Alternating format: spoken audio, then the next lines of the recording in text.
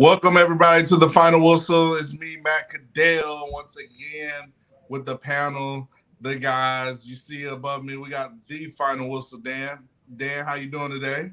Always good, brother. Roll Tide. Roll Tide, our lead recruiting analyst, final whistle, Dan. And then we got Justin Riley, leader of the Bama Standard. How are you, Justin?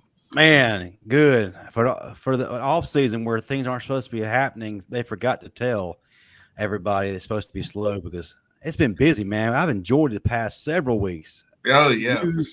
News every week and plenty of content. I'm excited to be here with you guys. Yes. And everybody, as you can see, Dan's big brother, Chris James. Oh, he says. Number 32 in your heart. You see him flexing over there. Chris, how you doing, brother? Man, I'm wonderful, man. Marvelous. How are you guys? We doing good, man. Ready to get this show started, man. Let's go, man. I'm ready. Yes, sir. And as always, guys, we need you to tune in and get involved. Hit that like button. Hit that subscribe button. If you're here in the chat, man, we need you being loud tonight, especially in the next segment. You know, the crazy fan hot takes, crazy fan tweets. We're going to be talking about Georgia a little bit and their little fans. So we need you to get wild. If you're watching the replay, get in the comment section. Let us know what you think. As always, we are brought to you by Workspace Solutions. Thank you to the folks over there who make it happen. Guys, what's going on? I'm gonna start it off with this one. So mine's not a fan, but it's a take that I thought was pretty good. It's coming from newly acquired Houston Texan Will Anderson. He was on ESPN First Take, and they asked him, "Who would you take, Bryce Young or Tom Brady?" And he said he'll take Bryce Young. And so I was like, "Wow, that's pretty interesting." So that was my take. I want to get y'all thoughts on Will Anderson. You know, stand for his guy. You know, obviously he played with him, but I just thought that was an interesting take. So, what are y'all thoughts, Chris? Well, it could have been Stetson Bennett. And then man, they about the same age as Tom Brady. Right, Tom Brady, Stetson Bennett. Coach Luke, the living legend is here. Hold on, y'all. Fixing my audio. Oh. Yeah, man, but I think that's crazy, Matt. You know, decides to update when I click the link, and I'm on the old link. All right, party on, Chris. Go ahead. Go, Chris. Yeah. I'm with Will, man. You got to go with your guy. You got to ride with your guy. Yeah, you know what I'm saying. So I'm not mad at him at all. Hey, I'll probably take Bryce too. Me too. What final whistle, Dan? What are you? Let me give y'all my honest take. Uh-oh. Y'all got to be some of the biggest homers. I mean, ain't no way in the world. I mean, I love me some Bryce Young. Don't get me wrong. There it is. Hold on. But man, look, you know, you listen, man. Can y'all hear me? Tom Brady. Yeah. Let me ask another question with that. At what Tom Brady are you talking about? Are you talking about Tom Brady now? Or of course you talking about now. Tom Brady in his prime. What are we talking about? Tom Brady now. Tom Brady now. Of course, I'm going with the younger Bryce Young. But if you're talking, you know, 3 seasons, I'm going with prime Tom Brady. You give me Tom Brady all day. Okay. Justin. First of all, I don't think that he necessarily is looking at timeline as far as which Tom Brady win as opposed to Bryce now. I think he's more so speaking from a leadership aspect, what he brings to the table. Of course, he's going to go with his brother, a guy that he's going to war with, a guy that he fully trusts in, game on the line, crucial moments. He's going to lead them to that victory. And he's never been to battle with Tom Brady. So it's kind of a difficult question to ask him. So I feel like he answered the only way he knew how. And as far as a leader from a character standpoint, you really can't get any better than Bryce Young. I know it might be a homer, final whistle, Dan. But if I want somebody leading the charge, I definitely go Bryce Young as well. Who he is on the field is who he is off the field, and there's nothing that ever compromises that. And he wins the locker room in every situation wherever he goes. Me too. Yeah. Go ahead, Matt. I was gonna say I'm a homer. Call me Homer Simpson. That's all I was gonna say. Hey, no, hey, hey, Dan, keep on. This is gonna be his final whistle. This is gonna be your final whistle. You pick Tom Brady over Bryce again. You ain't man enough, little brother. Mm-hmm. But yeah, Coach, if you want to comment on that, since I don't know if you heard the initial take, but Will Anderson said he'd take Bryce over Tom Brady. Thoughts on that? Yeah, I mean, I'm the same way, bro. I don't feel like Tom ever made anybody feel a part of the team, y'all. You hear about Tom from the guys that weren't on the front of the lines with him, you know, that weren't in front of the cameras all the time with him. They'll tell you about Tom, man. Tom was really about doing what Tom wanted to do. I don't ever hear that about Bryce, so I would definitely want Bryce leading my team. I feel like Bryce a guy to relate to easier too, man. Tom he seems a little uppity, even though he a good dude. You know, Tom is a good dude. He still got his a-hole way, so I'm rocking with Bryce. And plus, you got talking about on the skill, talent, and wise and stuff. Yeah, we having more fun with Bryce. Yeah, for sure. Hey, Bryce will eat lunch with the last guy on the team, you know. Right? Yeah, he seems like that type of guy that'll sit down with his tray. Hey, buddy. Hey, you're not catching today. Yeah, let me pray for you. Chris, was that you? Was this whole discussion because you're that guy? Oh, yeah, I was the last guy. I was when you made your position coach mad, is that what happened? You got thrown into the janitor's closet to eat your lunch? Yeah, he messed up. He cut me short. Cold-blooded. I'll tell that story once we get more viewers. This is one for the ages. Yeah, one for the ages. I got you. All right. Who's got the next hot take? Chris, who wants to go? All right. Chris? This comes from Georgia fan page. It says, I didn't go looking for it. Get ready, chat. Get ready, chat. Somebody shared it. It says Alabama is desperately copying Georgia with Stetson Bennett, the fourth clone. So basically, us going to get Buckner, that we're taking the Georgia route. We're trying to be like Georgia and copy the Stetson Bennett model. Boy, I promise you, it doesn't get any worse when it comes to homers. Right. Those people from Athens, Georgia. Hey, we want to copy. Don't they know we won a championship with McElroy, Karen, and almost won it with a freshman, Jalen Hurts, who hadn't quite gotten the passing game down yet. Should have won it. Should have won it, and it wasn't on him. Yeah, he scored a touchdown. It was on Pruitt's defense. I was just needed one stop. It's because they lied to Tony. He lied. He lied about Tony. He lied. Epic interview. Crazy Tony. But yeah, Coach Smoot, you want to go first? Take this one, man. I had one. I don't want to say the name, but he is a well-known YouTuber. This guy made a statement. Should I say the name for you? He made a statement. I don't want to say his name. He called Jalen Milroe and Ty Simpson, and I quote, overpaid Uber drivers. That's what he labeled the two leading quarterbacks in our quarterback room competition. Two overrated Uber drivers. And then turned around and labeled the new quarterback the more viable option because of what? Well, I'm going to get more into this take, but for you to claim that you watch football and claim Jalen Milroe to be a overpaid Uber driver after 3 weeks of being with a new we're going to talk about it, y'all. I can't even. There we go, Henry. Hey, yeah, Henry, you seen that stupid mess? I ain't say his name, but yes, that was idiotic and crazy. But I'm gonna get into that later. I'm not. Real quick. Can you go into detail about what he used to back up this supposed claim? Because I'd like to know the details.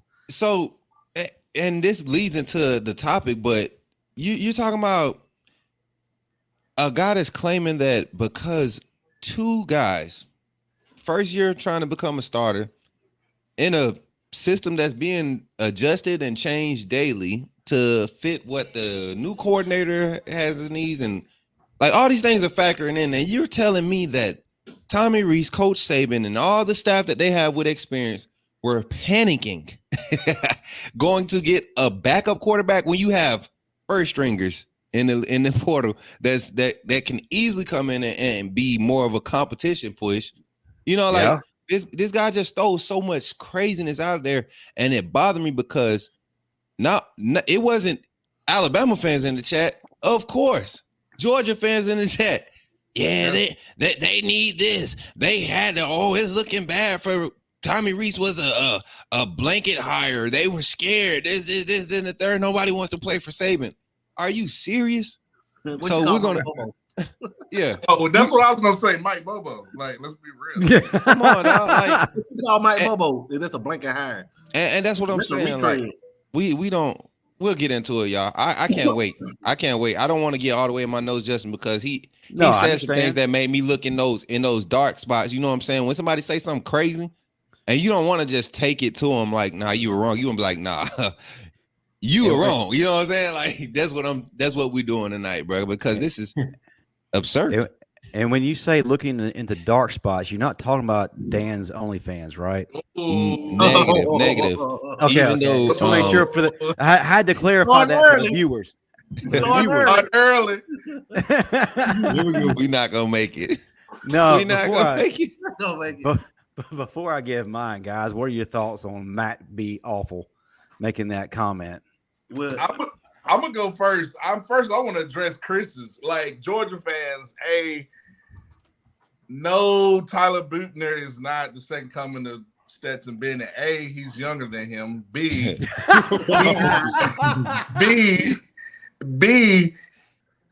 Stetson Bennett is like an 8th year veteran. Like, Buchner is only a sophomore. Like, so, and to me, scratch that out the way. And then the Coach Smoot point, like Simpson and Milroe, those guys playing college quarterback at the D1 level. So, those guys have talent.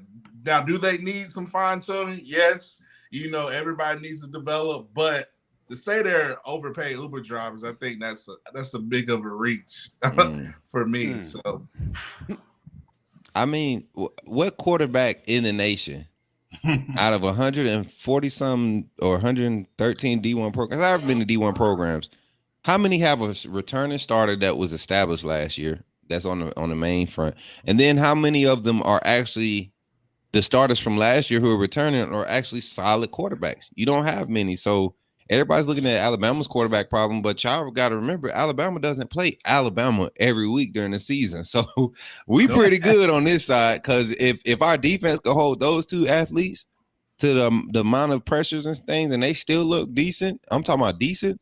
Guys look like they grasping the offense. That's the main thing. I could care less about, the stats. Guys, this is – I can't wait. That's all I got to say. Let me tell y'all something. If you watch the spring game, people want to talk about how bad our quarterbacks look. If you watch the spring game, that drive that Milroe pulled it down and scored on that long run, that drive was beautiful. He was connecting on his throws. I mean – all it is repetition. Once he gets that down, man, we're gonna have 2 capable quarterbacks, maybe 3. It's just they need reps. They're young. Y'all gotta understand. We don't have none of them all of them are going to their sophomore or redshirt freshman season. Right. It's not like they've been on campus 4 or 5 years. These are young kids we're talking about that haven't even been on campus 2, 3, 4 years. And fans don't seem to understand that the quarterbacks we have only have about 3 weeks of experience under Tommy Rees. 19 days to be exact. Nothing is going to be pristine. Nothing's going to be perfect. And remember, too, and I've said this on several shows now, you're not getting off of page 1 of the playbook offensively with Tommy Rees. And then 2, the quarterbacks weren't live. So a lot of what they could do in terms of their talent, they couldn't do, because as soon as they're touched, the ball is blown dead. So you can't really see what they can or cannot do. But as far as the whole Stetson Bennett thing, I think that they could have used a lot better of an example say Alabama went out to get a game manager because, truth be told, we really don't need a quarterback who's going to throw for 4,500 yards this year. We need more of a game manager who just kind of minds the shop and will occasionally throw a pass downfield, get a first down here or there. We're going to rely on those monsters up front and this incredible running game. And, the tight ends. You could have phrased it that way instead of saying that we went out to try to copy Georgia and get a 35-year-old quarterback. Sorry, that's not what we're trying to do. Man, Stetson's not that great in my opinion. If that's your standard, y'all need to do better at developing y'all quarterbacks. I think what separates what happened with Stetson and a lot of other quarterbacks is Kirby Smart was able to sustain the level of recruiting around Stetson to where Kirby could have put a wide receiver back there, quarterback, and they would have had enough time to develop into a 30-70 style offense of run pass, style offense until, they able to build it to 40-60, then 45-55, like it ended up being more balanced towards the end of the year. But if you go back and look at when Stetson first took over and was established as the starter, like that offense, they used all 3 or 4 of those running backs and tight ends. Brock Bowers was the guy last year when Stetson was developing. He was the lead receiver. Exactly. Man, watch that Auburn game last year, 2021. They struggled, man. That first half, bad. Not against Kevin Steele's defense. But not only that, fellas. Stetson, he's been starting 3 years. He started in Tuscaloosa in 2020. Yeah. So Mac Jones. Against Mac Jones. Exactly. So it's not like he was some type of somebody that just threw out there a walk on. That dude been in college. Dude, I took chemistry with him, man. Exactly. Exactly. And the sad thing is, Chris, the fact that he was at JUCO. When you went to a JUCO, first you had 2 years at D1. Then you went to JUCO and came back and got to stay another 3 years. Yeah, he was Cam Newton backup at Blinn. Yeah. Hey, Van Edwards, Stetson is going to give Matt Stafford some coaching. Matt being younger and all. They were the same recruiting class. They needed to bring in an NFL veteran. Bring in a 7 vet. He's just a veteran in general. Stetson or Winky.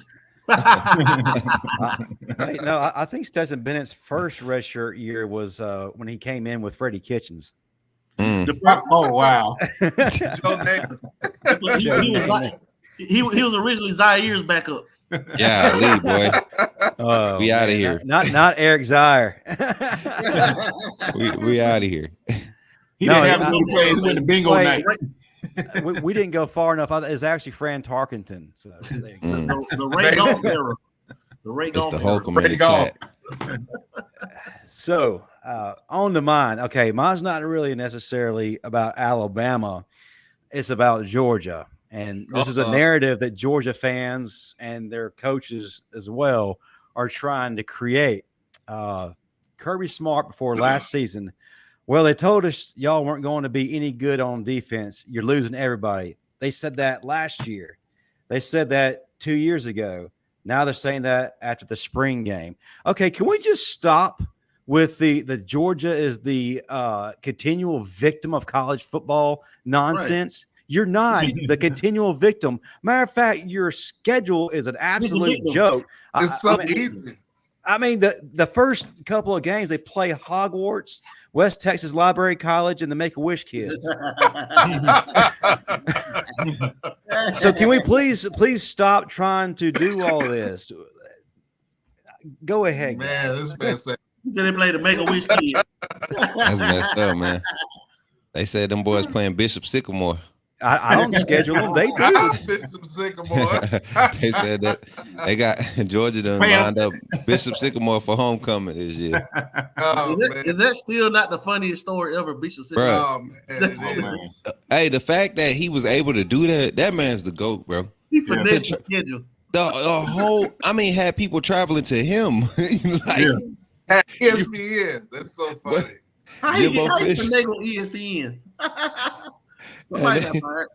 And they ain't got to serve a day in jail. That's crazy. Ain't got to go to jail for nothing. I'm talking about. Ooh-wee, that's what I'm talking about. Hey, put him on our staff. He did it. He the man. He broke the code. But I'm not buying that we're only going to win 7 games. Georgia could just roll out of bed about 80% of that schedule and come away with a win. They don't really have a test until South Carolina, if South Carolina's as for real as they're saying this year, and then Tennessee. So you can't feed me that. Don't piss on my head and tell me it's raining. Yeah. But you know what, though? They just want attention. Georgia fans they're really insecure right now. They know they won 2 national championships and nobody's talking about them, and they're not the popular kid in the classroom. Mm-hmm. Alabama is still the most popular kid. Nick Saban. Alabama football is college football, and so they're always like trying to pick a fight with Bama or get in the comments. That way they can feel relevant. And Georgia fans, we get it. We know. In the state of Georgia, you got the Braves, the Falcons, and all those other teams. Georgia's not the big dog, not even in his own state. So, to me, like, I just think they're really insecure, and they just always want to feel relevant by, being in the Alabama comments. So, well, there's where the problem lies. They need to quit talking about everybody else. The analysts and people who study the game are talking about Georgia. The ones who aren't are their own fans. And I think I forgot who the analyst was who was on Feinbaum this past week. He brought up the point that when Alabama was winning championship after championship, they weren't looking right or left. They weren't talking about anybody else. They were just looking straight forward, tunnel vision. Georgia's not doing that, and that's an issue. Yeah, it is. You know what's crazy? I think, and I can talk football with very few Georgia fans nowadays, but the real ones back in 2020 knew if we didn't win it the second year with Bryce as a starter, they would be the ones that capitalized. They knew that would be those 2 years, that 2-year window. If Bryce would ever had a coordinator that figured it out, Georgia knows they missed out on their chance of winning for the next 40 years. Because that's how tight the gap was. It wasn't a talent on the field gap. It was literally a coordinator gap the last 2 years, and it showed. So now with Rees and Steele, everybody, any SEC football fan knows Steele history, Kevin Steele's history when it comes to defenses, and not even just being a defensive coordinator, but anywhere he's served on the defense, any position, it's been effective. That defense, not just the position, but the defense has been productive. So I'd be scared too if I was a Georgia fan, because my chance of being relevant is about to disappear again. All right. Before we move to our next topic, we have one more hot take, and that comes from our guy Dan. Dan, what you got? Yeah, they were talking about on ESPN where the gap is increasing between Georgia and Alabama. I don't know where that comes from, but Greg McElroy felt that it was something he had to address. I think he did a very good job addressing it. What gap? First off, Bama is not looking up to Georgia. It's the other way around. Right. Everything Georgia tries to do is basically Bama's done it. Bama, they're trying to do exactly what Bama is. Like nothing is original. Basically, is all I'm saying. Like, obviously, you're the copy. You're not the original. But kudos, y'all won your national championships. But listen, I mean, it's a new year. Listen, y'all this year is going to be called the Thank You, Dave. We need to get Bama Standard T-shirts that say Thank you, David Pollock, for helping us win in the national championship. Because I think at that moment, that's what lit the fire in Coach Saban. It's like, oh, okay. You really think like that? Okay, thank you. So that's my 2 cents. I'm going to let y'all go around more. Listen, I don't think you can say that they're shortening the gap when they're not playing a schedule that we play in the West year after year. And this goes back to what we talked about earlier. Their schedule was absolute cake. And the only time they actually play anybody of good caliber is when they play Tennessee, then they make it to the SEC championship, and they make it to the college football playoff. So what, 2-3 games maybe a year? Whereas if you're in the SEC West, it's a gauntlet week after week. You know, you have to be on your A game or you get beat, as proven this past year. So if Georgia's playing that kind of a schedule week after week and they were just running people out of the park, then I could say, yeah, they're shortening the gap a little bit, but that's just not the case for me. And one thing that we got to remember. Oh, my fault, Mac. You were going? No, I was just saying I agree. It's you, Smoot. Yeah, man. And another thing we got to look at, like when Bama was doing it, we didn't have this strength of schedule mess analyzed as much as it is nowadays. People are literally going so far in depth analytically to set it up for, monetization now. Back in 2009, 2010, 2011, those 3 years when Saban just took over college football, it was no balance. It was like literally somebody had to step forward. It was a team that had to step forward and pull away. And Alabama did it for 5 years straight, man, where it was like really nobody. There was no other competition. Georgia is bad because you're kind of like Kobe coming into Jordan era. You're making noise. You're a superstar. You might be next. But there's been somebody that's established the standard or established this next level of greatness, and there are things that you got to do to match that before you even consider, or halfway match it. And Georgia, you're not even halfway matching it. You're 6 years, 5-6 years under Kirby now, and you're just getting your second one. And mind you, this is Alabama's, like, to me, since Kirby's been at Georgia, this is Saban's second like evolution phase of him coaching, how he's had to adjust the program, and Kirby's been able to establish what he's had for the past 5-6 years. So I don't see the gap widening. If it is, it's us being able to keep the gap spread, because you did what you were supposed to do. Georgia, you were supposed to win these last. If nobody else was going to win it, you were supposed to. As a matter of fact, the first year when Kirby was there, they should have had a chance to win it then. They had that much talent. Or the second year, my fault. But man, it's not closing. Not when you still have to look up and say, okay, what else we got to do so that we can get recognized? It's not closing, and you're still looking up. You're still trying to do it. If you win this year, now if you three-peat, now you're talking. You know what I'm saying? Now I can shut up. Now it's time for me to just listen to what y'all got. So maybe I don't know, but I don't see it happening. Y'all barely did it 2 years ago. So. But they got an easier way. I mean, their path to the playoff is so much easier when you play in Vanderbilt, Missouri, Kentucky, DeVry. Yeah, DeVry, Florida College. I'm like, come on now. Let's be real. But like, it is what it is. Chris, I want to get your thoughts. Yeah, like I said, man, it's just the gap. There is no gap. If there is a gap, it's us. It's still us. We're the one with the gap. You know what I'm saying? Like, they're trying to play catch up to us. Like, we won 6 since 2009. And at one point we won 3 out of 4. You know what I'm saying? So it's like what they've done, we've done already. 2011, 2012. All right. But they want to discredit our championship, calling it a COVID championship. A COVID championship. That's all they say, COVID.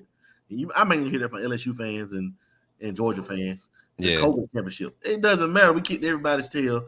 They lined up. We lined up. We can't help that y'all players couldn't sustain and do what they had to do. It was an all SEC schedule like that. If anything, that was the hardest feat to do. If anything, that was the hardest feat to do. Was to win the championship in that COVID year. Yeah. And then you got to think the lack of preparation throughout the offseason. There was no offseason. That was literally 3 weeks of practice. You know what I'm saying? And then what do we have? All SEC schedule. That's it. And then we went through and handled the schedule. Everybody was on a level playing field. When you talking about nobody got the recruiting edge that year, everything had to be done virtually. Like Malachi Moore was learning plays on Zoom. People forget that. So you can't discredit nothing that Alabama's done. And we did it coming off of a probationary period where the recruiting edge, we were not having it. Kirby had a gift basket waiting for him at Georgia. Talent basket of gifts waiting for him when he came to Georgia. So it was already attractive. And then you bring back the hometown hero type of players that's become a coach now. And he just got done serving under Alabama coach Saban the GOAT. Man, you set Georgia up for success. We help y'all become somewhat relevant, and y'all want to keep coming for us. Go back to the corner. Get to the kidder table. We'll be back. One more thing. Until Kirby completely changes his style, adapts to a whole new style, and wins the championship like Saban did. Saban won the championship ground and pound. He won in 2009. He won the championship off of defense. 2011, 2012. Yep.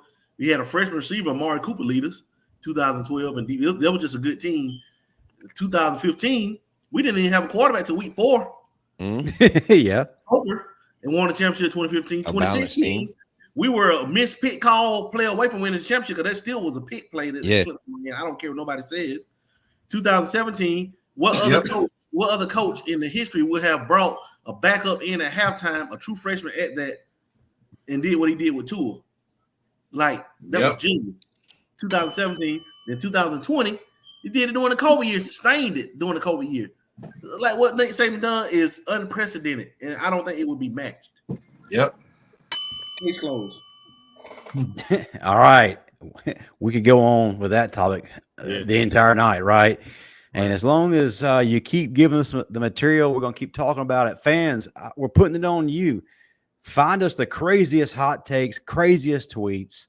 You can tag us in them on Twitter or on social media, or if you want to, send them to us, thebamastandard@gmail.com, and the best ones are going to get featured on this show. So be a part, contribute in that way, and I'm sure plenty of Georgia materials out there. So next topic, and I think that's why a lot of folks are tuning in right now. Oh, yes. The quarterback conversation, or controversy, rather, has been a hot topic. Well, it got even more crazier because over the weekend, Tyler Buchner, because he got kicked out of Notre Dame because of a guy named Sam Hartman transferring in from Wake Forest, took the job. He decided to look around.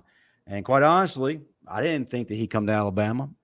I thought he was better suited for teams like Auburn or Florida, where the quarterback competition really is wide open, and maybe their style could essentially fit him a little bit better. But instead, he's coming to Alabama. I don't understand this at all. It like someone mentioned earlier, I think, Coach, you started to allude to this, but you kind of held back because you want to reserve your thoughts for this segment right here. It'd be one thing if Buckner was elite. He was heads and tails above Jalen Milroe. He was heads and tails above Ty Simpson. I could buy that. But looking at his film, I don't see it. I think he's mid at best. Now, could he develop into something more? He could. But first take, he's mid. He's deceptively fast with his legs, yes. But counter that, is he Jalen Milroe fast? Is he Ty Simpson fast? His arm is just okay. But what really bothers me, fans, you've been complaining about Jalen Milroe's arm. You've been complaining about how erratic he is. Buckner is no better. He can be a gunslinger. He can be a high-risk, high-reward type of guy. And a lot of times he gambles too much. He's thrown off his back foot, and he puts his team in really bad positions. So essentially, you're getting exactly what you didn't want, and you wanted to push Milroe out the door for. Middleton. So help me, guys, to understand why he's here. Listen, I heard what Coach Saban said. He wants to push competition. I'm sorry, if you play quarterback for the University of Alabama and you're not motivated to take the starting job, you don't need to be there. You need to go to one of those teams that Georgia plays. It's plain and simple. If you can't get motivated to do that, then don't be there. And why would you bring a guy in essentially to hold a clipboard? But I'm taking up too much time. But Coach Smoog, I'll let you start first because you actually are in favor of this man. So I want to hear what you guys say. In favor of who? Okay, this is where you're wrong. I'm not in favor of Tyler Buchner. Let me tell you, I'm in favor of this move. I'm in favor of this move. You want me to tell you why? Because I don't want guys like Justin, who's mad and had this idea of that you can't continue to create competition when there's uncertainty, bro. That's why Alabama has been in the position that we've been in the past 2 years. There has been a lack of a sense of needing to compete. You got guys like Huggin Henry being thrown on the field because guys behind him aren't being pushed to compete. Their competition isn't being recognized. And I think Saban bringing in a guy like Tyler Buchner saying, hey, I don't care who wants, if we have scholarships available, we need competition. If a quarterback who has qualities and can come into my quarterback room and create depth and quality depth, and we can continue to develop this guy, and my new offensive coordinator says, hey, this guy was showing traits of development, he could come in and help us just in case some of this don't work out. Smart move. Coach Saban, see, that's the problem with us fans. A lot of times when we see stuff, when we see social media or media outlets release stuff about news with Alabama, especially when it comes to stuff like this, we automatically assume the worst. Coach Saban does it. He comes in and I think he already knew he was going into the offseason to bring in some competition into the quarterback room. We're just not catching up on it. And anybody that knows Coach Saban over the past 15 plus years that he's been at Alabama, there has never been a time. Why would we need to go and get another quarterback in Jake Coker when Blake Sims had been in the system with us for 3 years already? No matter what position he played, he had been in the system. So, any other time, you don't go and you look at a Jake Coker at Florida State who could have, take the position at Florida State. He didn't even take it at Florida State, but he brought value to the quarterback room. He never saw the field that first year, but he brought value because guess what? It made Blake Sims step up. It made him take over. So that's what I see happening in the court. Not even in the quarterback room, across the whole depth chart. You got a cornerback that might be coming to Alabama, and we've been bragging about all the talent in our secondary. But you got a good corner that left in Jacquizz Robinson. Why not replace him with another quality corner? Jacquizz wasn't playing, but he was a good corner, right? Bring somebody else in just in case. And that's the problem, man. Why is so much of our fan base and how much talent that we bring into our program every year, why are we surprised about Coach Saban creating competition value in the quarterback room? That's my initial take on it. We're gonna get in it because I know y'all gonna say some other crazy stuff. But yeah, that's why go ahead, Dan. It's on you, bro. Oh man, I'm glad. I'm glad. But you go, Dan. Go, took Dan. my thoughts. Exactly. Number one, Coach, is competition on the move. I'm not saying I'm a Tyler Buchner fan, but I'm definitely all for the move. Coach Saban, he's doing his due diligence. He's bringing in a guy that knows Tommy Rees' offense. And he's bringing in a veteran presence with some game experience. A little bit more game experience than our two quarterbacks. And another one, felt the need because Boost Mobile gets him every time to win. He do diligence. No one had a chance. They had a chance to do it. They had 15, 30 practices to get it done. So for what Coach Saban is trying to do, he's trying to win a championship. You know what I'm saying? He's not trying to please everybody. He pulled Jalen Hurts in the championship game at halftime. And he still has a great relationship with Jalen. So we're not worried about the relationship part of it, him hurting anybody's feeling. Coach Saban, he's done it before. So let's just trust Saban on this situation. I agree.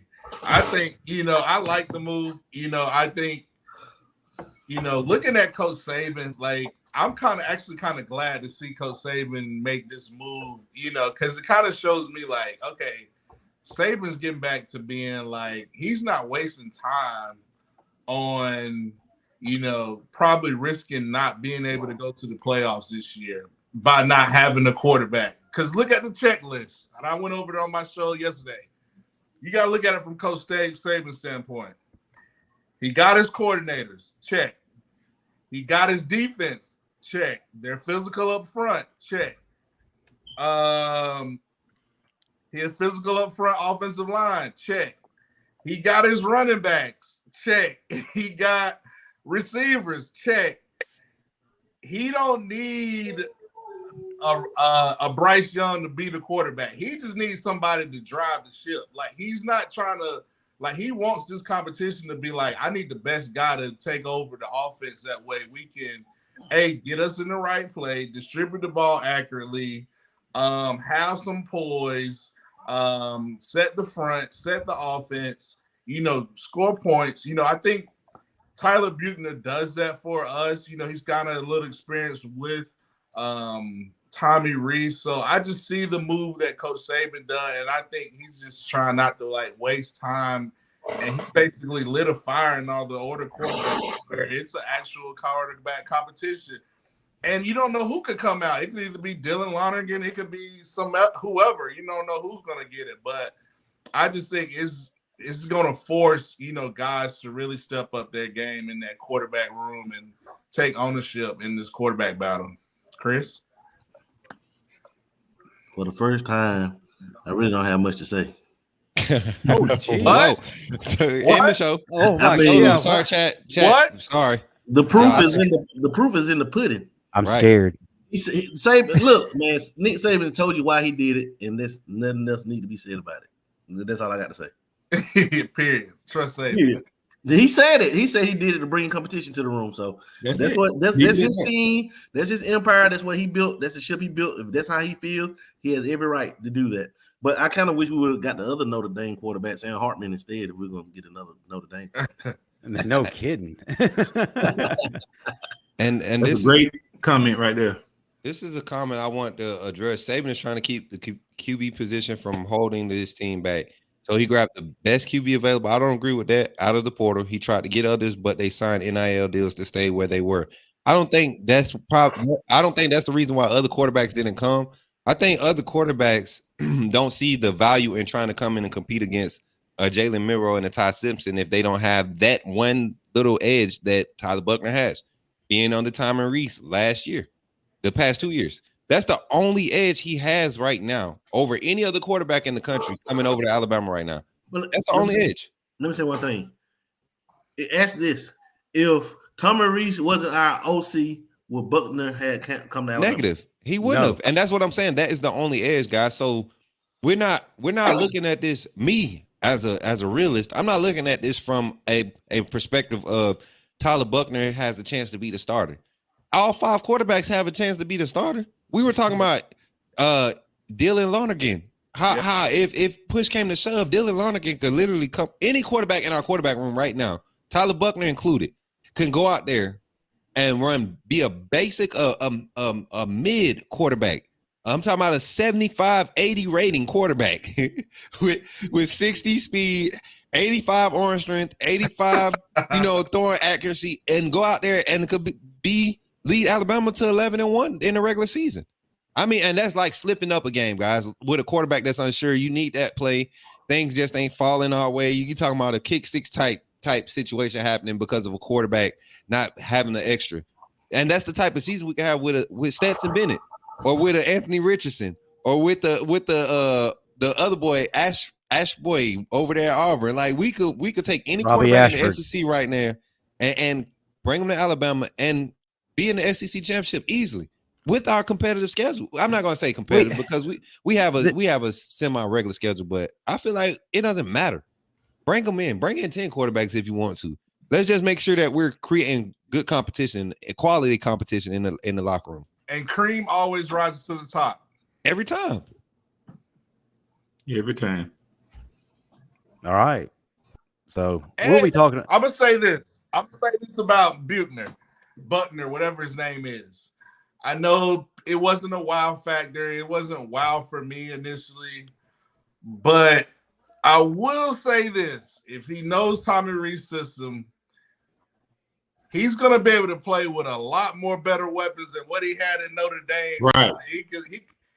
I think he does have a high ceiling. He didn't have the luxury of playing with the Kendrick Law or Prentice or offensive line or hand the ball off to it, Justice Haynes. So, I do think it's going to be a 3 QB race between Buckner, Simpson, Milroe. So I just hope whoever wins the job takes us to a natty. That's my 2 cents. All right. Hey, don't did we lose everybody? Or Lonergan. Look, don't count out because look, everybody thought who was it? Justin. It was Blake Barnett. Mm-hmm. And Jalen Hurts. No, it was somebody else was in front of Jalen. It was Blake Barnett. It was David. Was it Cornwell? Cornwell was in front of Hurts. Oh my God. Cooper Bateman, Alec Morris. Alec Morris.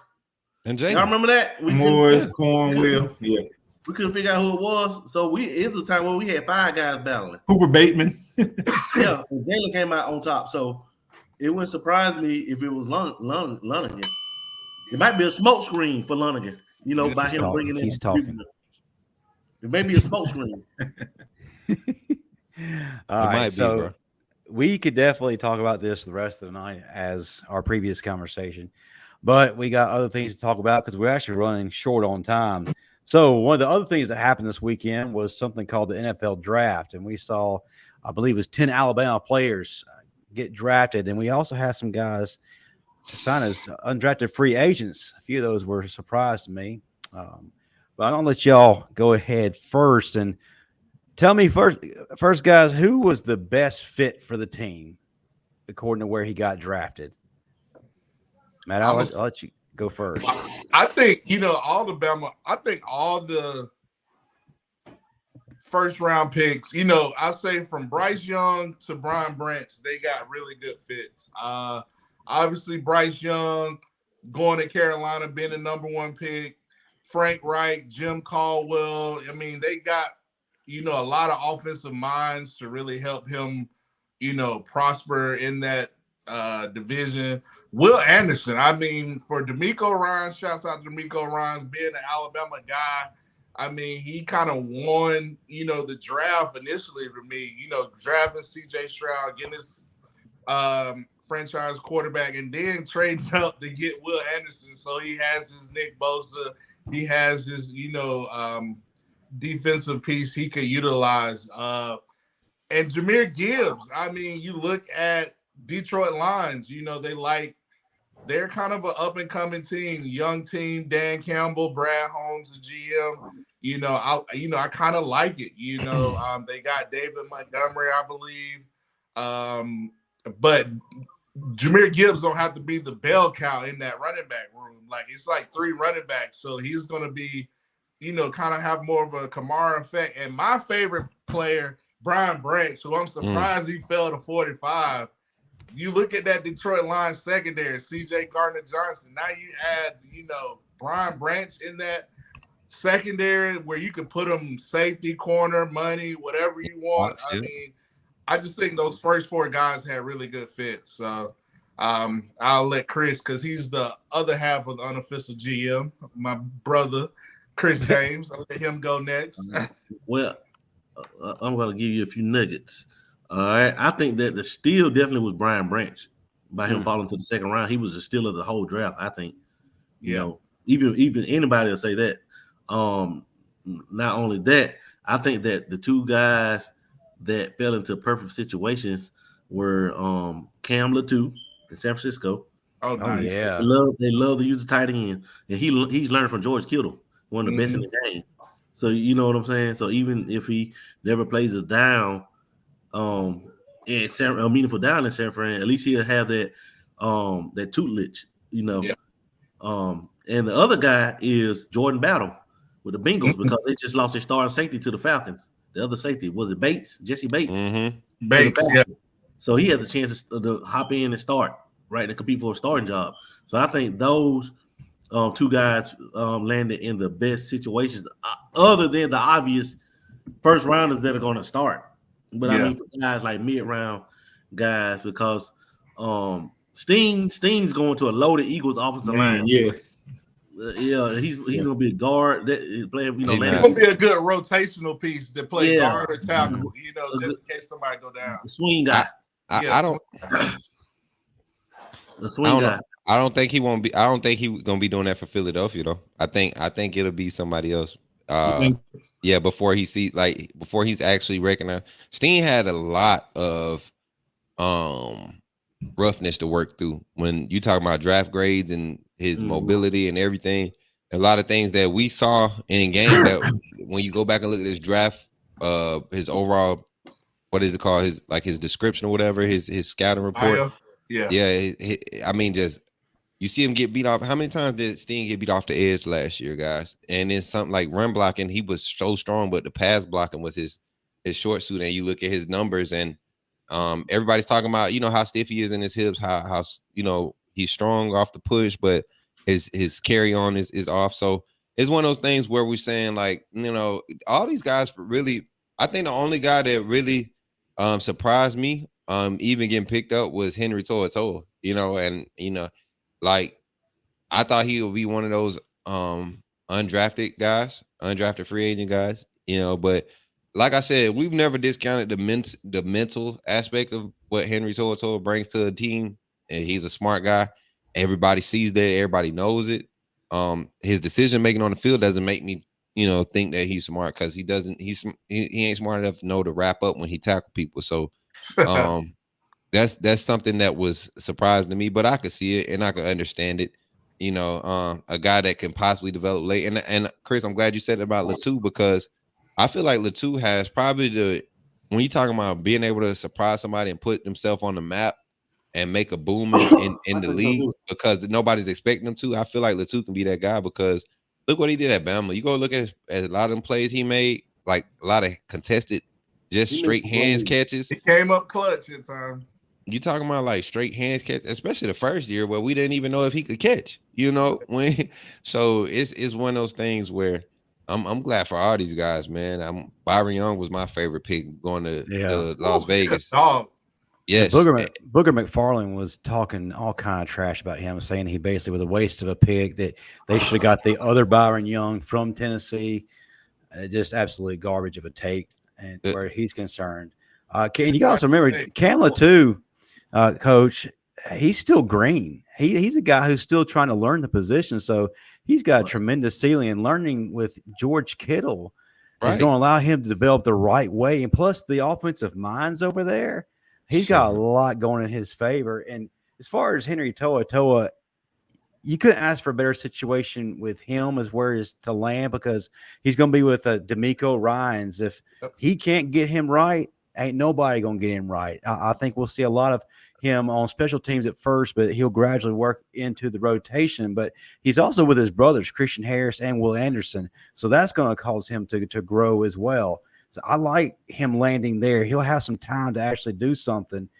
What I was surprised about in this draft was Emil Ekiyor not being drafted. He was a guy, as soon as the season was over, was projecting upwards. He got rave reviews from coaches and GMs in the Senior Bowl. And as we got closer to the draft, they were thinking third, fourth round, fifth at worst, and he gets snubbed. It's really shocking to me, but he's in his hometown of Indianapolis, so he'll get a fair shake there. I'll be quiet after this. I like Jalen Moody going to the Bengals. I think he's the guy that kind of got the wrong end of the stick towards the later part of his time at Alabama.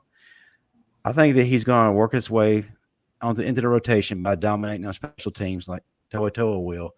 But I think eventually Jalen will end up starting for the Bengals. If not for the Bengals, he will get with the team where he will be a guy, and I think he'll flourish in this league.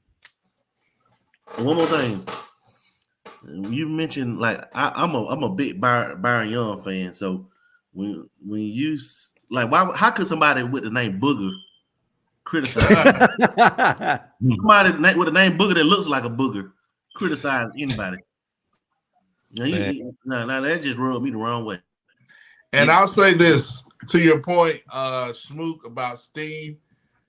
He probably going to the best offensive line coach, Jeff Stoutland. So he's going to be trained probably by Jeff Stoutland, that Jeff Stoutland offensive line mastermind. So I think, like you said, maybe he's going to develop in the pass pro. I could definitely see him as a swing guy, like a guard or something like that, just being an emergency guy for that offensive line, because they are dominant.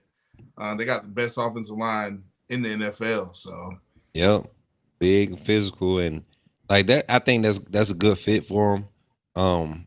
I just think that one of those things where guys, I think the scientific part of drafting guys and evaluating guys took over so much of the NFL and scouting that the quality of the game started to die off. But you see in this draft, the guys were going for quality picks, like late in rounds. They weren't going best available. Like, people were going in there getting quality picks. And a lot of teams went away from this made up draft board about, team needs and stuff. And you go and look at a lot of these picks, especially like for a team like Houston, man, they made decisive picks. Even Philadelphia made decisive picks. Yes.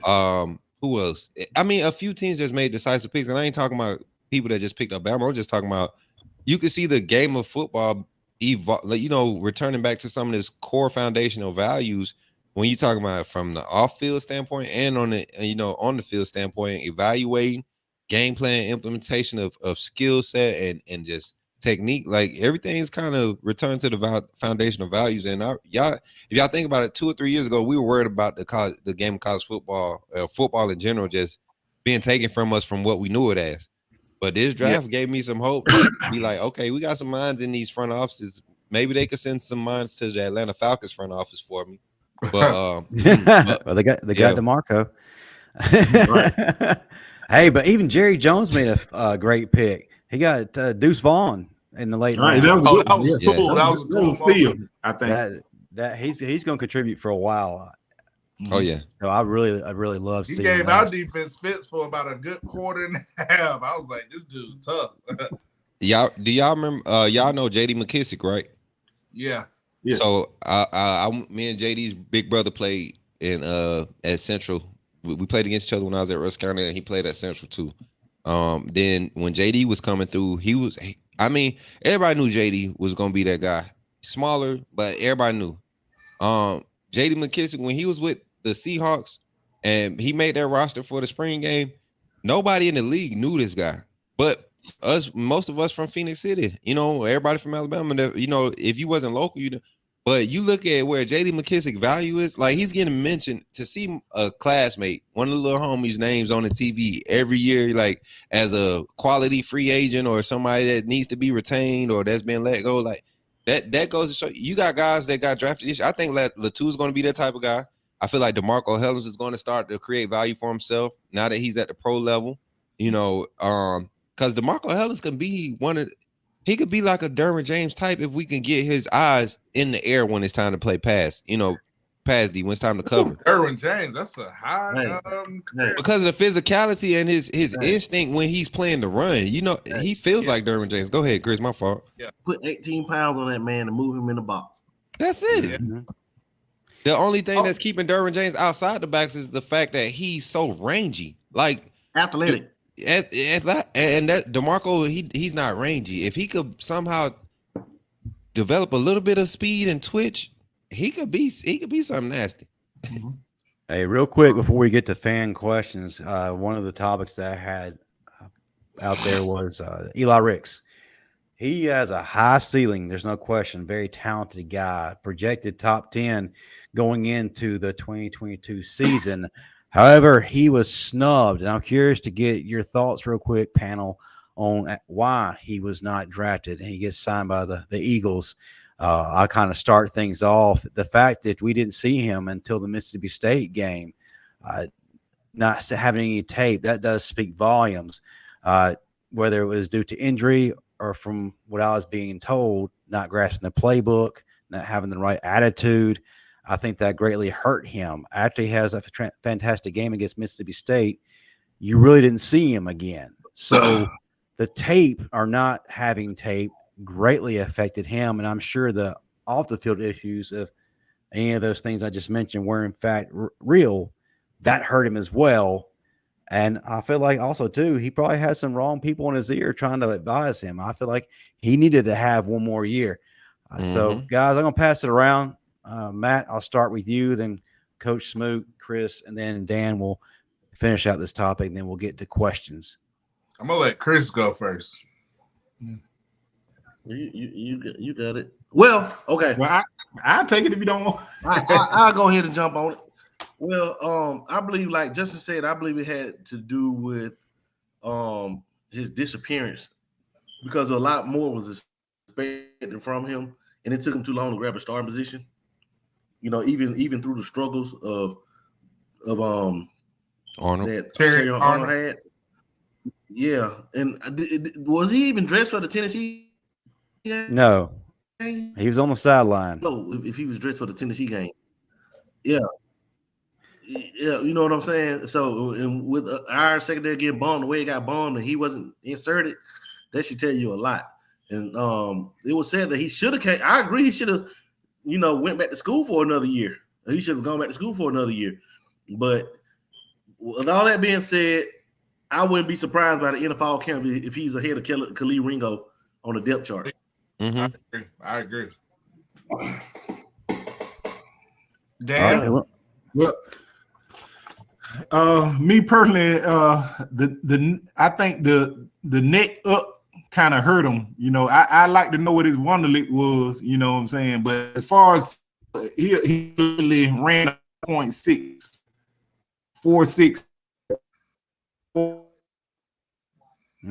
Breaking up, Dan. And his length is the one plus that he had, but his ability to turn and run, I think he's in coverage and man coverage, press coverage. But he looks the part, you know what I'm saying? But I really think there. Okay. Coach, and then we'll let Matt take it last. Ricks is my my guy that I feel like he's going to be that kind of like I don't know, he's always gotten the short end, when it came to coming to Bama. And me personally, I'm one of the guys, I'm one of the coaches that if I got a problem child that you just can't, you need that skill set on the field, you work them problems out by letting him work it out on the field. What he do best, play football. Let him work that junk out on the field. Yeah. That locker room stuff, that practice, showing up for practice and stuff. I know so many practice players, y'all, that if it was based off of practice film, dudes would be Hall of Famers because they go out there and it's certain things you don't do in practice to, because you want to kind of like, all right, this can cause an injury. It's certain balls I'm not line tapping for in certain positions on the field or certain phases of the practice where I'm kind of just visualizing. I'm going through the motion, but not 110%. And you got guys that go 110% in practice the whole day. Instead of trying to take the time to develop and gradually move into a skill that they're learning, they'll go 110% and continue to do it 110%, 100 miles an hour fast, doing it wrong. And you don't get better like that. I think Ricks suffered from that, trying to be held to a level where you need to show me in practice, not just in the game. And we know that's not how Saban rides. You got to show it in practice and on the field, off the field. And that's what hurt Ricks. If he would have came back this year, imagine a Ricks and Kool-Aid, on the outside, and Arnold, being able to go over top and play safety with Caleb Downs. Like that to me, that would have been, I think that's why Arnold is getting the nod at corner over Earl Little now. Because of the experience he was able to gain last year. And Ricks being gone, and Earl Little, we don't want to just throw him in the fire, but truth be told, Ricks being gone allows us to see that Eric, that Little is the next man, the next corner. You know what I'm saying? So I don't know if I'm happy that Ricks is gone or if I wish he would have came, but I'm not gonna say I miss him, but I do think he was snubbed. A lot of the defenders that was taken in front of him, if he would have just had his head on right, I think he's where he needs to be, high mid second round, and just balling like he's supposed to. I still think he's gonna ball, y'all. I think he's gonna make the roster. All right, Matt. I think he's gonna make a roster. I think he's gonna be one of those guys that, it might not have clicked for him in college or he didn't have it mentally, but something about going in the NFL locker room and you signing that contract and you seeing your name on the locker room, the light switch kind of clicks. And so I think he's going to know it's a level playing field. And, I think Philly has a good organization, a lot of leadership. I think they have a good coaching staff where they develop a lot of talent and they're very competitive. And I think, like Chris said and Coach Smoot said, listen, I wouldn't be surprised if he's ahead of Kellen Ringo. Maybe starting opposite Darius Slay, kind of pushing what was Josh Jobe? He's up there. So I think Ricks is going to be, I think he'll be fine. Hopefully the light clicks for him, and I just wish him the best. All right. Sounds good. All right. It is time to move into fan questions. Guys, let's take about 30 seconds to give answers because we are actually running low on time. The first question goes to Will. Who y'all see as the alpha dog on D-line? And we'll start with Matt, then go around. I'm going to say Otis and Igbobi. All right. Smoot. Igbobi. I know Otis is going to be the alpha. He's going to be a dog, but Igbobi going to be the alpha. He's going to be the leader in that room. All right. I'm going to say Otis. Everything starts and ends. Mine is a Boybe. I think Otis is going to get his. There's no question about it. We know what he's capable of. The old man on the block, Justin Boybe, was hindered last year because of the injury. This is the year we see him wreck shop. So thank you for that question, Will.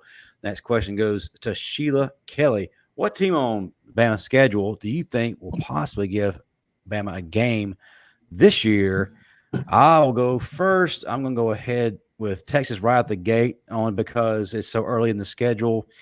They have more experience over there, and we are still trying to figure things out. So I think that's probably going to be a little bit tougher than we want. Have we play the game later in the season, probably be a different story. But I'll go with that, Matt. Bum, bum, bum, bum. LSU. Mm-hmm. I'm right there with you, Matt. I like LSU. I respectfully hate LSU. You get what I'm saying? Like, yeah. When we play LSU, I hate playing them because I like watching them play. Because when I watch LSU play, even now under Kelly, I feel like I still feel like we're playing LSU still. You get what I'm saying? And LSU is always going to compete. They're always going to have competition. They're going to compete in talent and recruiting and everything. So I think they'll be the team. And then I think we go there this year. So they come there. Oh, Texas and LSU come to us this year. And that's why I think we talk about results and everything. I think we win both of those games, but as far as giving us a game, LSU is going to give us a game. Chris. I hate going to Kyle Field. There you go. That's mine. All right. That's simple enough. All right. Getbox, rank the chances of each Bama quarterback's probability to be the starter. I'm going to go Milroe, Simpson, Lonergan, and then Buckner. Matt. I'm going Simpson, Buckner, Milroe, Lonergan, Ty. Yeah, I went there. I went there. Why you got stir up controversy when we're trying to go fast? I don't even want to comment because I can't even say my choice without. I'm just playing.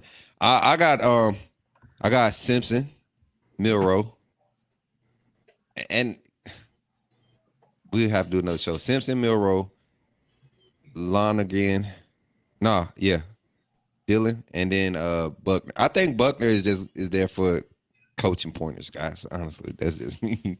All right, Chris. Milroe,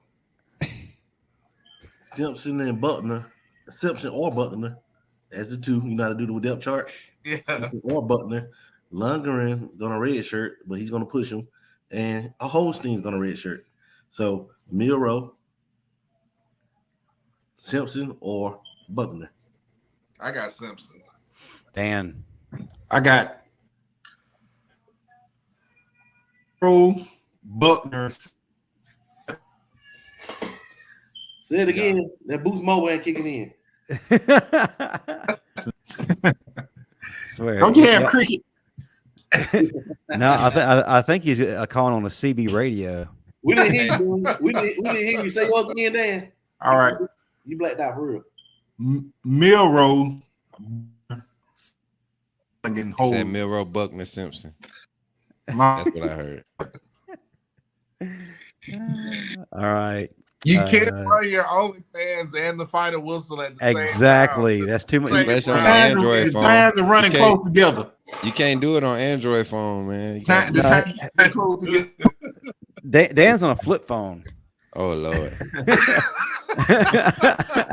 I'm not on my phone. This is my phone, y'all. All right. Alex Mangrum. Could a strong run game and stout defense take us to the playoffs without good quarterback play? Absolutely, yes. I think it's a point we made earlier tonight. We don't need a 4,500-yard passing quarterback to get us to the chip. I think as long as he plays within his means and we just rely heavily on that strong offensive line and that running game, we will get there, Matt. Yeah, I agree. I think we'll get there. We just need the quarterback to just take the bull by the horns. Don't turn the ball over. Hand the ball off to Justice Hayes, Richard Young.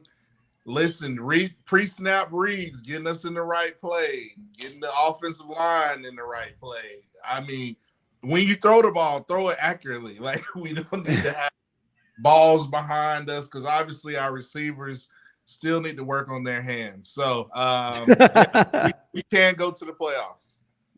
Smoot. Yeah, strong defense and smart quarterback play. Not great quarterback play, but smart quarterback play. You don't have to be good at Alabama at quarterback. You just need to be able to throw 15 to 20 yards, a clean 15 to 20 yards, and make sure your footwork right when you're handing the ball off to get out the way of them stable running backs that you're always going to be able to rely on. And then you got an offensive line that's clearly establishing the physical factor again, reestablishing the physicality factor. So Alex, here to answer your question, without good quarterback play, I don't think any team could win without good quarterback play. You got to have good quarterback play, but you don't need a great quarterback with this year's Alabama team to win it all. To make us we could have like I said earlier, you could have a wide receiver back there this year, and by the time he figures it out, the team will be already, good enough. He could be undefeated and still figuring it out up until probably LSU game. Chris? Yeah. My answer is yes and no. Simply because yes, if that quarterback doesn't turn the ball over, right? If the quarterback doesn't miss open targets, you got to be able to connect downfield on play action and receivers running open. You got to be able to connect. If not, then no, there won't be enough. You'll see another 10-2 type season. But if our quarterback takes care of the ball, makes those simple throws, and that's the reason why I think Milroe has the upper hand, because it seems like he has the downfield aspect down pat. He throws a beautiful deep ball, and I think that's why he has the upper hand right now. Dan, we gonna do that again? Dan, I don't think he's here, bro. That man is stuck. This is profile picture.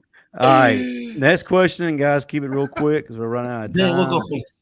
Comes from G Nitty. Kool-Aid is my cousin on my mom's side of the family. Now, can you hear me? Do y'all too late? So, do y'all think he will break any punt returns this year? I do. I'm going to go ahead, G Nitty, and say that Kool-Aid will break 3. Yep, that's my number. I say 3. I give him 2. I give him 3 also, and I give him 1 against Middle Tennessee State opening weekend because Kool-Aid is in his bag right now, y'all. G Nitty, if that's your cousin, you know what I'm talking about. You know what I'm talking about. I got personal partners that still hoop with get to go and hoop with Kool-Aid.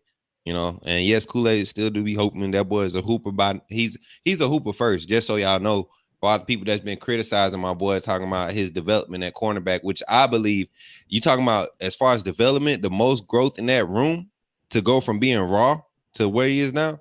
Kool-Aid's that man, but yeah, he definitely popping at least 3 of them this year. Yeah. All right, Chris. 3, dog. Kool-Aid gonna bring 3 to the house, and he's gonna win the Jim Thorpe Award. I can see that. All right, Dan, answer quickly. We know how your Wi-Fi is. Yeah, I see 2. I see 2 before they stop kicking it to him. So there's no way he's gonna get 3. They're gonna do him like last year. They're gonna stop kicking to him. Yeah, all right, good enough for me. All right, Dante Whitaker. Question: will Saban start to lose support from the fan base if 2023 ends like 2022 or worse? Absolutely not. Go ahead, Matt. No. Chris? Saban has earned the right to go out on his own terms, so no. Dan. Firm no. All right. David Kendall, what's y'all's take on Brian Kelly's comment about beating Bama? Is it another Coach O comment? Absolutely is. How can you enjoy beating Alabama when you've only done it one time during your whole coaching tenure, Matt? Right. That's why. Don't worry. Coach Saban is taking notes. I'm telling you. Like I said earlier, this is the Saban we've been waiting on for the past 2 years. And like I said, I think David Pollack lit a fire in him. And Brian Kelly, continue to run your mouth on Bama because we know how Coach Saban gets when he gets to that LSU game, especially if you're running the mouth. So I'm ready for it. He didn't take notes. Are you frozen too, Smoke? I'm not. I'm just sitting here. I'm on one of them things. Like I'm looking at comments and thinking about some of this crazy stuff that's being said, and people act like the past 15 years hasn't been happening. Like it didn't happen. Like come on, y'all. This is Coach Saban and Alabama football. You know, Alabama football was Alabama football before Coach Saban. First of all, we didn't have 40 years of drought. Like we were never irrelevant. We never became irrelevant. Everybody always wondered what happened to Bama. Why is Alabama not dominant? When is Alabama going to return? We never got pushed outside of that time frame of we passed our time of coming back. We literally came back and then took it to another level. So excellent point. We literally either won or appeared in a national championship every single decade. Right. Every single decade. Dan? I didn't have an old comment, but it's gonna definitely be bulletin board material. You know what I'm saying? Yeah. Who wouldn't enjoy beating Bama? You know, if you're opposing coach, but it's gonna cost you. and you know what? Y'all got to remember, Saban doesn't use this stuff. He uses this for the players because the players are the ones that are falling into this noise with the social media. Coach Saban don't even have a Twitter. You get what I'm saying? So. It's one of those things. I'm glad we getting all this extra. Guys, if our team comes out week 1 and struggles, I'm going to be excited. You want me to tell you why? State, the Blue Raiders? I'm going to be excited. If we blow Middle Tennessee State out, but it's a struggle, I'm going to be excited. We need that. Every year we've came out, and it's been USC. The year we came out, and USC was supposed to give us a game that year, and we came out there and we blew them boys out. We saw from day one. If we struggle with Middle Tennessee State and blow them out 42-7 or something like that, struggle and blow them, you get what I'm saying? Some people look at the score and be like, "Oh, they blew them out." But if we struggle, mean we don't dominate, but we still beat them 42-7, or you know what I'm saying? This year is gonna be crazy. I'm telling you, undefeated. That's how this because you're gonna be able to look at a team that's dominating while making mistakes, while still learning on the fly on both sides of the ball, and you're dominating. I love it. I love where we setting ourselves up. And I was just about to say it, Solid. We got guys that we didn't even get to see what their development has been like because they didn't play in the spring game. Dallas Turner, Deontay Lawson. We got so much talent out there, guys. It's about to be crazy. LSU, Tennessee, all you guys better watch out. All right, sounds good to me. All right, real quick. No, sorry. Go ahead, Brian, Chris. Wrote a check that he ain't gonna be able to cash, partner. Yeah. He wrote a check that he ain't gonna be able to cash, and y'all already know that we owe LSU. And you know, last time LSU coach ran their mouth, what we did when we went in the Baton Rouge, 50 on them. And then we coming off a bye week against a good team, so y'all know what time it's about to be. Think of that Leonard Fournette game. It's gonna be something like that. Last question of the night from Ephraim Davis. Who will go in the portal this fall?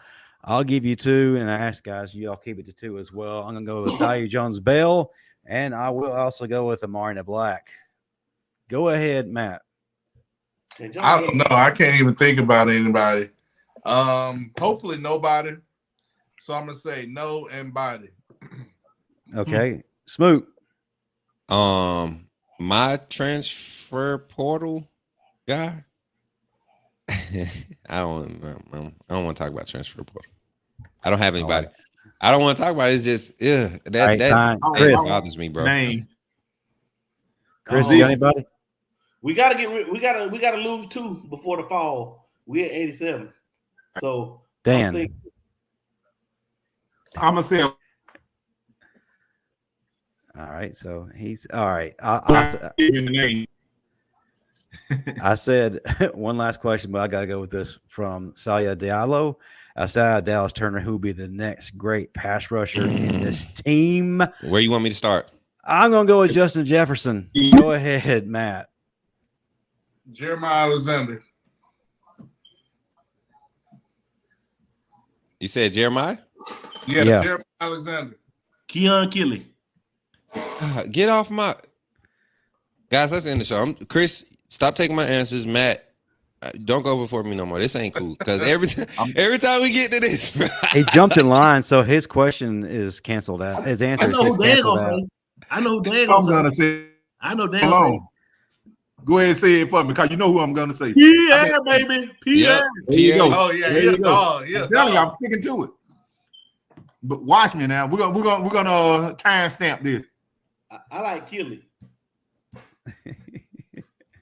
All right. Well, we have come to the end of our show. As always, we like to go around the room and allow everybody to talk about what they have next. And then also for the social media platforms, they're going to let you know where you can find them. And I fully expect everybody in this live chat, right now, hit that like button. If you have not yet done so, hit that subscribe button. If you are watching a replay, get in the comment section. Follow all of our material on social media at the Bama Standard. We're also on TikTok at the _Bama Standard. Help us run those followers up. Matt, go ahead. Smooth. So, hit me up. Excuse me, getting choked up talking about it. I wasn't trying to look. Football University on Mondays. Hit me up. I'm on all social medias. You can find me on Twitter. But at the end of the day, it's about the final whistle. And my OnlyFans this week is Pistol Offense with Matt. Let's go. Pistol Offense, Matt. 2-point conversion. between the lines. Necessary roughness. 11. Fourth and long. Don't forget Dan's hands to the face. Dan. Illegal touching. James. Chocolate Thunder, the 8th wonder. Hitting the hole. Special K. 4th and inches. Oh my God. Stick and go route. The stop and go with Coach Smoot.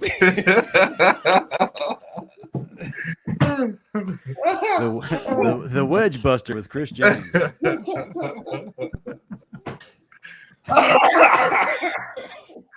God, do we have a bunch of smokers here? The way y'all I don't know why y'all laughing. Where'd it come from? Good grief. Like Backfield 101 with Chris James.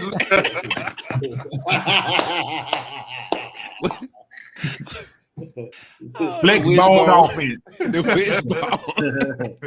The back end.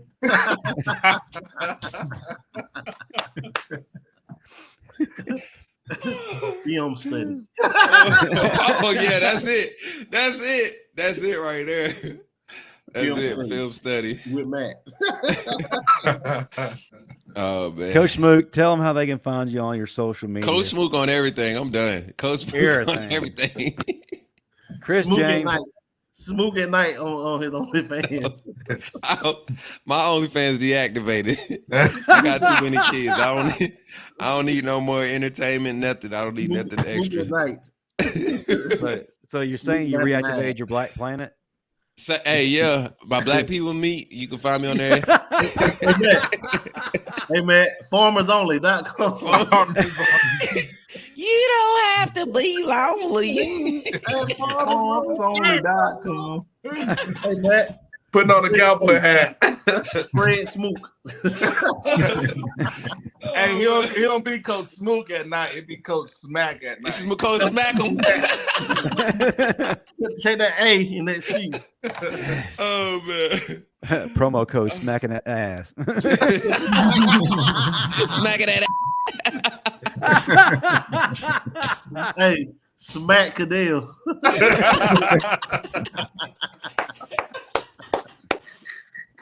Oh man, this is what we live for. Chris James. Hey, Oh Lord, we got a submission here, guys. Look at Robbie Dillon comment. Look at Robbie Dillon comment. I was on Farmers before. No, look at that. Look at the one above it. Look at the one above it.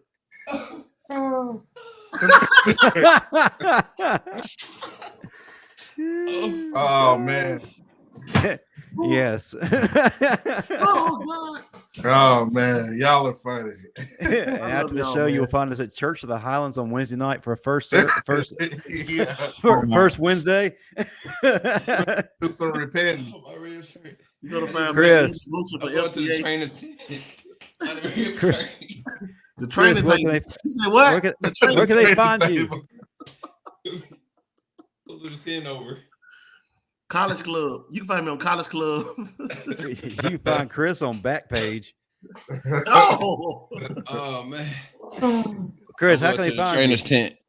man, you can find me on Facebook at Chris K. James Sr. You can find me on Instagram at CKJ Senior 32. And you can find me on Twitter at Coach Chris James. Chris James. My Facebook probably is where I get the most interaction. On Oh Facebook. yeah. Oh, you get a lot of action? Damn, he's got one of those pay sites. He putting the chat on right now. He giving y'all free game. Facebook where it's at. Hey, All right. And me and Dan the Doublemint twins. Hit me before I go off the air again. Dan, how can they find you on social media? Are you up to 15 followers on Twitter now? Yes, I am. I'm Oh, Okay. That's all I have to say about that. You catch me here weekly, every Tuesday night, 9 p.m. Dan don't reach his own Wi-Fi limit. He like the fuzzy channel back in the day. Yeah. Dan, you got your antenna up. You got your hit the antenna on screen your a couple computer. times. You trying to see something like he going in and out. You got your antenna. Working with the antenna like this. Adjust your glasses, Dan. All right. I think that y'all know exactly where to go. If you're not and you're confused, we totally get that. But this is the best channel for all Alabama content and pure nonsense. We have an equal amount of both on this channel. If you missed our flagship show, the Bama Standard, earlier tonight, the replay is now available. Our guests this week were the OGs of Wide Receiver University, Curtis Brown and Todrick Malone. Go check that out. Great episode. And, of course, if you're watching the replay of this, get in the comment section, show us some love. Tomorrow night, 7:30 p.m. Central, 8:30 p.m. Eastern, the developmental focus points with Bo Scarborough, Blake Sims, Christian Jones, and Trent Richardson. The topic tomorrow, you definitely want to tune in. They're going to be talking about hanging with the wrong people, more so football players and hanging with the wrong girls. So you definitely want to tune into that and learn about the pitfalls of what being a college athlete is and how Chris James essentially got 15 children. Hey, I need to be on that show. So we could teach him some stuff, Chris. Yeah, man. I can't show you how to do it, but I can tell you how What to to do and what not get to up do. out of there. You ain't supposed to just lay there, son. You gotta push off, use your arms sometimes to get up out of there, son. Stay away from the macadamia.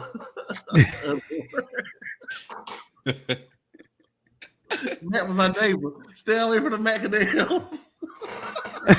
No kidding. I don't know what you're talking about. I was studying, reading my Bible, having Bible study. A lie. Did y'all see his picture of coming out of high school? Looked like some throwback porn star named Alejandro de Pina. But that'll do it for us here at the final whistle. On your way out, hit that like and subscribe button. Roll Tide, everybody. Roll Tide. All right.